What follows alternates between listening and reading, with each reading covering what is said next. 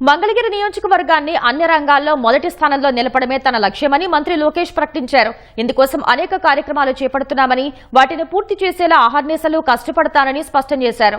మంగళగిరి నియోజకవర్గం ఉండవల్లిలో మన ఇల్లు మన లోకేష్ కార్యక్రమాన్ని ఆయన ప్రారంభించారు. గోవిందు, సీతా మహాలక్ష్మి దంపతులకు తొలి శాశ్వత ఇంటి పట్టాను అందజేశారు. మంగళగిరిలో దశాబ్దాల కలను 10 నెలల్లో పరిష్కారం చూపామని చెప్పారు. మొదటి విడతలో నియోజకవర్గంలో నేటి నుంచి 12వ తేదీ వరకు ప్రభుత్వ స్థలాల్లో నివసిస్తున్న 3000 మందికి శాశ్వత పట్టాలు ఇవ్వనున్నట్లు లోకేష్ తెలిపారు.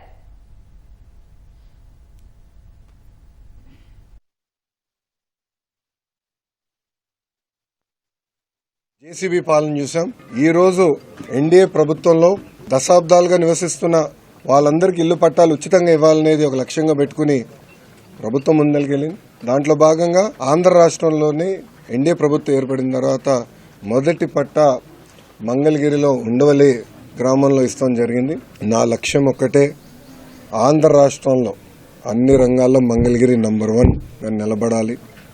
ఒక పక్క వ్యాపార రీత్యా కానివ్వండి, పేదరికం నిర్మూలన కానివ్వండి, సోషల్ ఇన్ఫ్రాస్ట్రక్చర్ కానీ, హార్డ్ ఇన్ఫ్రాస్ట్రక్చర్ కానీ అన్ని రంగాల్లో మంగళగిరి అగ్రస్థానంలో ఉండే లక్ష్యంతో ఒక శాసనసభ్యుడిగా నేను ఇక్కడ పనిచేస్తాం జరుగుతుంది.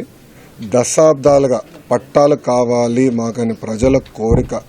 కూటమి ప్రభుత్వం వచ్చిన మొదటి 10 నెలల్లో మేము ఇచ్చిన హామీ నిలబెట్టుకున్నాం. అది మాకున్న చిత్తశుద్ధి. ఇక్కడ మంగళగిరి కోసం మొదలైన ప్రక్రియ ఈరోజు ఆంధ్ర రాష్ట్రంలో ఉన్న అందరికీ పనికొచ్చే విధంగా అయింది.